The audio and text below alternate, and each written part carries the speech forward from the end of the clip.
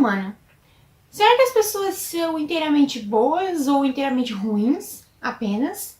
Ou será que as pessoas podem ser essas duas coisas juntas, né, unidas? Olá pessoal, eu sou a Tamires do Historiar e hoje a gente vai falar um pouquinho sobre o Barroco.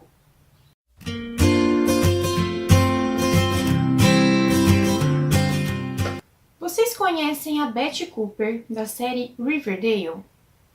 A Betty é um tipo de personagem que tem um lado bom, mas também tem um lado ruim. Tem um lado bem claro, com muita luz, mas também tem um lado bem obscuro, né? Onde ela meio que faz algumas coisas e tem alguns atos que nos surpreendem, porque são atos mais agressivos, mais hostis. Pois é, eu acabei pensando assim um pouco sobre essa questão da Betty e ela tem uma proximidade bem grande com o Barroco, que é o período que a gente vai conversar hoje. Gente, lá no século XVI, existia um cara, né, que era o Martinho Lutero, e ele meio que estava insatisfeito, assim, com a Igreja Católica, né, com as regras da Igreja Católica. Ele queria que aquilo mudasse porque ele não concordava. E aí ele conseguiu uma série de pessoas para seguir ele, né, seguir as ideias dele, né, a gente pode chamar essas pessoas ali, o Martinho, essas pessoas do grupinho do Martinho, e ele foi lá e reivindicou, ele disse, olha, igreja, nós não concordamos com isso, a gente tem novas ideias, novas propostas, né, para a igreja, a gente não acha que isso daí tá certo. As propostas, de modo geral, que o grupinho do Martinho apresentava, elas eram bem revolucionárias, né, ou naquela época, né, gente, lá no século XVI, tudo que ia contra a igreja era de alguma forma revolucionário. E aí o grupo do Martinho, né, com essas reformas, essas propostas novas, eles ficaram conhecidos como Reforma Protestante. As ideias ficaram conhecidas como Reforma Protestante. De modo geral, eles não acreditavam em muitas das coisas que a igreja pregava, né? Que só existe o bem e o mal separados, né? Que as pessoas elas não podem ser uma união de ambos. Que tudo, mas basicamente tudo é certo ou errado. Olha, você fez isso, isso é certo. Não tem aí algo por trás. Olha, você fez aquilo, é errado. Não tem nada aí por trás. É tudo ou certo ou errado. E geralmente, se você vai contra a igreja, você está errado. Se você vai de acordo com a igreja, você está certo. Aí, né, depois dessa reforma protestante, né, do grupinho do Martinho Lutero, a igreja ficou ali um tempo calada, né, ouvindo. Mas será que ela ficou calada para sempre? É claro que não, né, gente? A igreja veio lá, chegou com a Contra-Reforma. A Contra-Reforma, a gente pode dizer que é a vez da igreja, né? O grupinho do Martinho lá teve a sua vez, né? Aí lançaram as propostas e tal, se mostraram insatisfeitos. E aí veio a Igreja Católica com a Contra-Reforma, né? Falando, né, que eles estavam achando aquilo um absurdo. Como assim vocês estão querendo mudar a igreja? A igreja sempre foi assim, a igreja vai continuar assim. Aí, a partir disso, né, com essa Contra-Reforma da Igreja Católica, eles criaram a Companhia de Jesus, que era algo assim bem absurdo, né? Todo mundo que ia contra a igreja, eles puniam severamente, né? Matando também. E as coisas que as pessoas liam, elas eram confiscadas, né? A gente só podia ler coisas ali da igreja, né?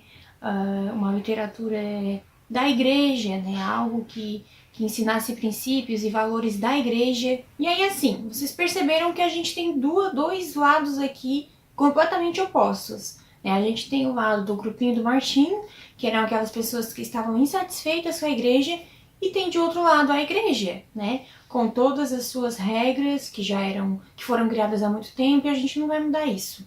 Gente, foi dessa divisão que surgiu o Barroco. Por quê? Porque as pessoas elas começaram a ficar em dúvida. Tá, eu vou acreditar agora na igreja, né? Já que eu já nasci católico, eu sempre acreditei naquilo. Ou eu vou acreditar no que o Martinho tá falando, o Martinho Lutero, porque né, até que faz sentido isso que ele tá falando. As pessoas elas ficaram em dúvida, elas não sabiam mais o que fazer. E foi aí então, né, com essa dúvida, com essa preocupação entre o bem e o mal, o certo e o errado, no que eu vou acreditar, que surgiu o Barroco. Com isso, né, por conta disso, o Barroco ele fica conhecido como a arte das dualidades. O pessoal ele estava em dúvida, né? A gente vai agora ficar no quê? No lado do antropocentrismo ou do lado do teocentrismo? E aí, por conta disso, né, as obras barrocas elas eram muito duvidosas, complexas, cheias de pessimismo, né? As pessoas não sabiam o que acreditar. Eram obras assim totalmente contraditórias, né, cheias de contradição por conta dessa dúvida. Sendo assim, a temática mais recorrente do barroco é essa instabilidade, essa questão duvidosa. Mas a gente também tem muitas obras, tudo gira em torno disso, né? Mas falando assim sobre temáticas bem frequentes do barroco, a gente pode citar o quê? A fragilidade da vida, né? A fugacidade do tempo, as contradições do amor, enfim, né? Tudo girava em torno da dualidade e da dúvida que o homem estava sentindo. Né? Tudo que aconteceu, que começou lá com aquela briguinha, né? Vamos dizer assim, com aquele clima tenso entre o grupinho do Martinho e a Igreja Católica.